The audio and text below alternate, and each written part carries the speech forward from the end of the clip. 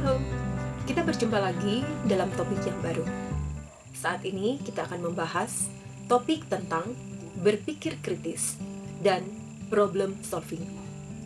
Kenalkan, saya Ibu Asri Maria Marlina Dungus, guru SMP Lokon Santo Nikolaus, Kota Tomohon. Apakah kamu tahu di mana letak Kota Tomohon itu? Ya, betul sekali. Kota Tomohon terletak di Provinsi Sulawesi Utara. Nah, saat ini saya akan memberikan dan membagikan 3 tips untuk melatih anak atau murid berpikir kritis dan terbiasa menyelesaikan masalah. Yang pertama, melatih murid atau anak untuk berpikir divergen dan konvergen. Kedua, membiasakan mereka berpikir secara sistematis dalam menyelesaikan masalah. Ketiga, membiasakan anak atau murid melakukan refleksi dan aksi nyata. Mari kita mulai dari tips yang pertama. Mengapa anak harus dilatih berpikir konvergen dan divergen? Apa itu berpikir konvergen dan divergen? Berpikir divergen adalah kemampuan memunculkan beragam alternatif pemecahan masalah. Sedangkan berpikir konvergen adalah proses memunculkan satu kemungkinan pada satu masalah. Sekarang kita masuk pada tips yang kedua. Tips yang kedua adalah membiasakan anak berpikir secara sistematis untuk menyelesaikan masalah. Nah, langkah-langkah problem solving pasti sudah kita ketahui bersama. Ada 5 langkah dasar dalam menyelesaikan masalah, dan kelima dasar ini masih bisa dikembangkan. Yang pertama, merumuskan masalah. Yang kedua, menggagas alternatif solusi. Yang ketiga, menimbang alternatif solusi. Keempat, mengimplementasi solusi. Yang kelima, mengevaluasi solusi. Nah, sekarang kita masuk pada tips yang ketiga, yaitu pembiasaan melakukan refleksi dan aksi nyata. 4 pertanyaan refleksi rutin yang biasa disampaikan atau dijawab oleh murid-murid. Yang pertama adalah, apa yang saya pelajari? Yang kedua adalah, apa yang sudah saya mengerti? Yang ketiga adalah, apa yang belum saya mengerti? Dan yang keempat adalah, bagaimana supaya saya mengerti? Mari kita bahas satu persatu. Apa yang saya pelajari? Bagaimana membiasakan mereka untuk merefleksikan apa yang sudah mereka pelajari? Minta para murid menyimpulkannya dalam 1 atau 2 kalimat, tidak perlu lebih. Beri mereka waktu untuk berpikir 1 atau 2 menit. Hal yang diobservasi dari jawaban mereka adalah, apakah murid bisa mengutarakan kembali istilah-istilah kunci dari topik belajar?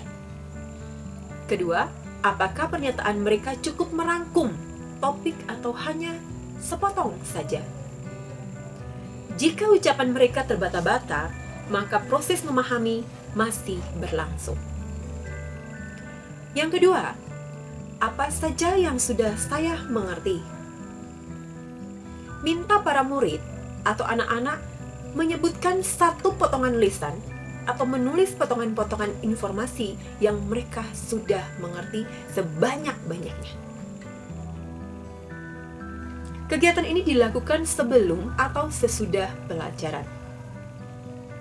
Hal yang diobservasi dari jawaban para murid. Yang pertama, seberapa lengkap potongan informasi yang ditangkap peserta didik? Yang kedua, apakah informasi yang disampaikan adalah inti atau sampingan? Yang ketiga, seberapa mendalam pemahaman mereka terhadap materi? Menganalisis, mengaplikasikan, mengidentifikasi, atau mencipta. Yang ketiga, apa apa yang belum saya mengerti. Minta para murid menyampaikan apa yang mereka belum mengerti tentang topik pelajarannya. Memang, murid-murid butuh latihan untuk mengenal hal yang mereka mengerti dan hal yang mereka belum mengerti. Oleh karena itu, guru perlu membantu para murid untuk memahaminya. Para murid mungkin akan menjawab, "Banyak, Pak. Banyak yang kami belum mengerti." Guru bisa membantu para murid dengan meminta mereka untuk menyebutkan satu hal saja dari hal-hal yang mereka tidak pahami. Yang keempat, bagaimana caranya supaya saya mengerti? Pertanyaan ini memancing para murid untuk sadar bahwa ada kondisi ideal yang harus mereka capai. Pertanyaan ini memastikan para murid mengetahui langkah-langkah yang dilakukan sudah tepat. Akan adanya gap antara langkah-langkah penelitian yang mereka miliki dengan langkah-langkah metode penelitian yang tepat. Dalam langkah ini, atau dalam menyusun refleksi pada bagian ini, guru wajib membimbing untuk membuat rencana konkret atau aksi nyata. Tidak hanya berhenti pada teori saja. Beberapa contoh yang bisa dilakukan para murid untuk menyusun rencana konkretnya seperti bertanya pada teman, bertanya pada guru atau tenaga pendidikan lain, bertanya pada pakar atau ahli, atau bisa juga mencari referensi dengan browsing internet atau dari referensi yang lain. Nah, itulah 3 tips saya untuk membiasakan atau melatih anak-anak, para murid, agar bisa berpikir kritis dan menyelesaikan masalah. Sekian pertemuan kita, dan terima kasih.